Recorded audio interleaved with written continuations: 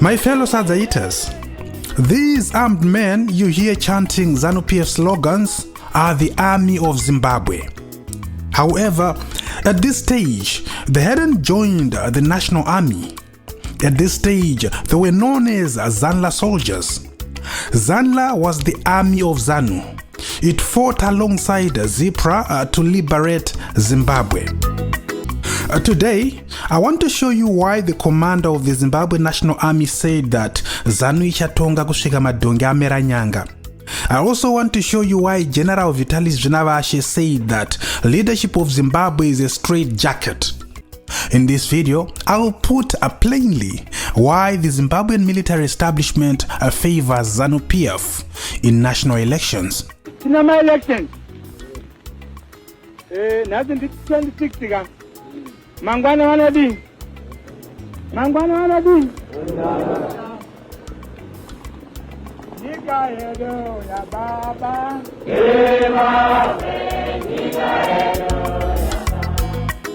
The video that you just watched was taken in Zimbabwe in 1980 at a ZANLA assembly point. For the benefit of those who might not know what an assembly point is, let me give you the background so we are all on the same page. You see, in September 1979, all political actors in our beloved country gathered in London at the iconic Lancaster House building to discuss the future of Zimbabwe, which was then known as Rhodesia, of course. The talks went on for 4 months, from September to December. These talks were being facilitated by the British government, chaired by Lord Carrington, who was at the time the British Minister of Foreign Affairs. Of course, British cabinet ministers are known as secretaries. So, the Lancaster House talks happened at the instigation of the Commonwealth and SADC, which was at the time known as the Frontline States. The reason for these talks was to find a peaceful solution, a peaceful settlement, a peaceful formula for the holding of free and fair elections to usher in majority rule. And the two biggest issues in these talks were the land question and the issue of the three armies. Remember, of all the political parties represented at the Lancaster House conference, only ZAPU, ZANU and the Rhodesian Front had armies. Of course, Mujuru had an auxiliary army, but it wasn't his. It was part of the Rhodesian military, given to him when he joined government after the internal settlement of 1978. So, the auxiliary forces were never really Mujuru's. As I said before, only ZAPU, ZANU and the Rhodesian Front had armies. But the trouble was, how to turn these three rival armies into one formidable, disciplined national army. How do you hold free and fair elections in a country which has three political parties that have armies, that have killed each other before and are still ready to kill each other at every given opportunity? Therefore, in order for there to be peaceful elections, it was then decided that the three armies had to sign a ceasefire agreement. Furthermore, the ZANU and ZAPU armies had to be isolated from the civilian population before, during and after the election. They were to be put in holding camps or makeshift barracks called assembly points. These assembly points were conveniently located as far away from civilian areas as possible.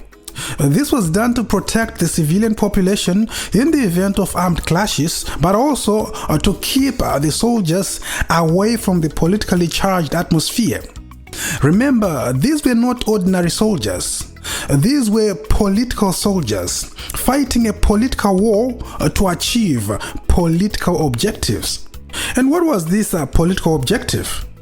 Well, the objective was for their respective political leaders to be in power, to come to power. ZIPRA wanted ZAPU to take over and ZANLA wanted ZANU to take over. The fact that the Rhodesian army wasn't defeated on the battlefield is probably a blessing in disguise, because ZIPRA and ZANLA would have fought each other for the control of Zimbabwe after defeating the Rhodesian military. It would have been a full-on war between ZIPRA and ZANLA, and that would have claimed more lives than Gukraundi did. But anyway, the point was and is that both ZIPRA and ZANLA fought for their respective political parties to take power, and it so happened that ZANU PF ended up taking power. When ZANU took power, its army, ZANLA, became the nucleus of the new Zimbabwe National Army. That's why the ZANLA commander, Solomon Mujuru, Rex Nongo, became the first black army boss after independence. Andizi amati tinenge izosangana mumakamba amwe chete ndezvekuti vanenge vachigara tiri mukamba imwe chete vari mukachikwata kavo here kana tinenge chigara musection imwe cheteyo. Ndingape mufananidzo wakanaka maningi. Ukanyenga musikana unotanga nomubata mazamwe. Anditenda abvuma kuti hongu wozomusere. Now, in the video that we just watched, a ZANLA soldier asked Solomon Mujuru how and what the Zimbabwe National Army would look like and how these soldiers from the three warring parties would be living like in the new army. Will they be separated or will they be living in one section? The ZANLA soldier asked. Mujuru's response to this question was very hilarious, if not revealing. He said, "Kana uchinyenga mskana, unotanga nekumbata mazamu here." Translated, when you are asking a girl out, do you start by touching her breasts? This was very telling, because you see, all the top military positions in the Zimbabwean military were occupied by Rhodesian army bosses in the early 80s. Can you imagine that leaders of the army that you've been fighting for 14 years remain in their positions when you take power? Imagine if after defeating Adolf Hitler, the Allied forces decided to keep Hitler's generals in the new army. That was never an option and that didn't happen. You know why it didn't happen? It's because Adolf Hitler was defeated. He was crushed. So when you defeat an army in a war, you crush its structure completely to create a new order. But that didn't happen in Zimbabwe. Do you know why? It's because the Rhodesian army was not defeated. The independence of Zimbabwe was negotiated for and ZANU came to power via an election. And given the harsh reality of the two other armies that had to join ZANLA in the new Zimbabwe National Army, ZANU decided to play it safe for the time being. That's precisely what the general meant when he said, "Kana uchinyenga mskana, hautangi nekumbata mazamu." He simply meant, all in due time, my fellow comrades. For now, tichiri kumbopfimba.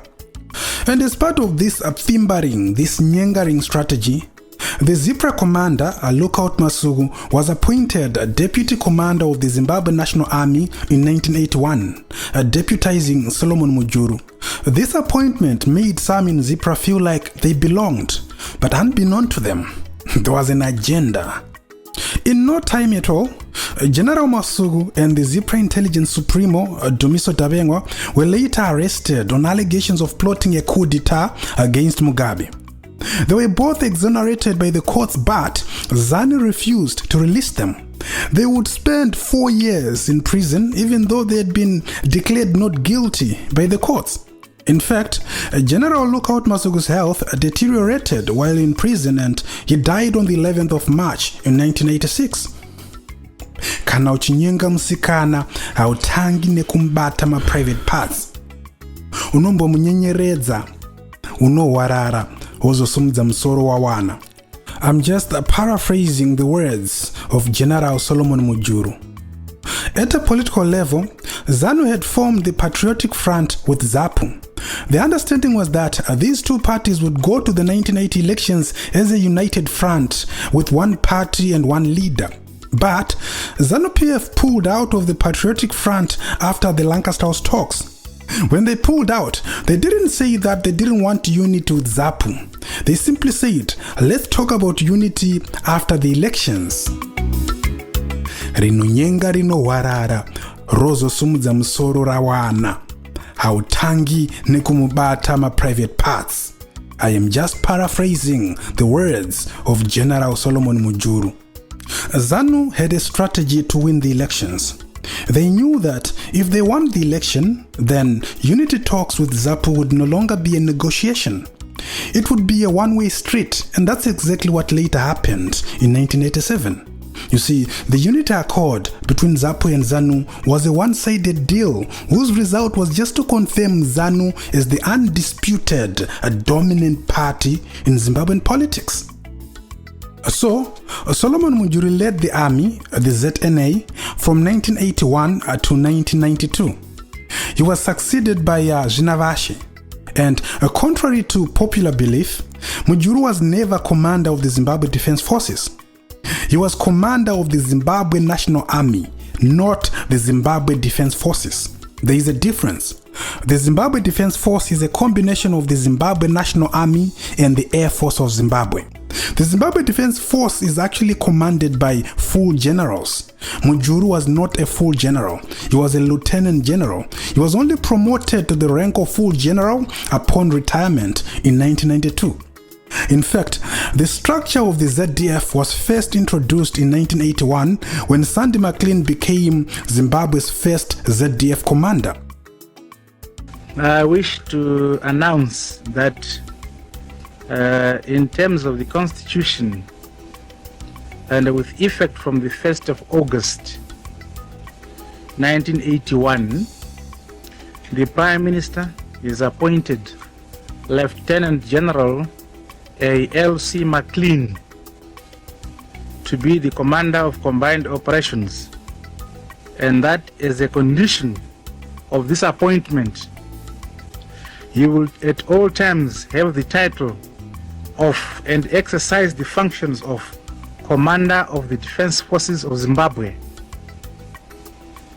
in the rank of General, which means Lieutenant General McLean is now full general. Lieutenant General Rex Nongo has been appointed to succeed General McLean as commander of the Zimbabwe National Army, and Lieutenant General LKV Masuku has been appointed deputy commander of the Zimbabwe National Army. So there you have it. When McLean retired, Mugabe did not appoint anyone to succeed him. So the structure of the ZDF was collapsed for 12 years until 1994 when General Zinavashi was appointed ZDF commander 2 years after taking over from Mujuru in the ZNA. When Zinavashi retired in 2003, he was succeeded by General Chiwenga, and when General Chiwenga retired in 2017, he was succeeded by General Svanda. So, General Svanda became the first former ZIPRA commander to lead the ZDF, and coincidentally is also the first ZDF commander not to make political statements. Well, I should say the first black ZDF commander not to make political statements. To this end, let it be known that the highest office on the land is a straitjacket, whose occupant is expected to observe the objectives of the liberation struggle. We will therefore not accept, let alone support or salute anyone with a different agenda that threatens the very existence of our sovereignty, our country, and our people.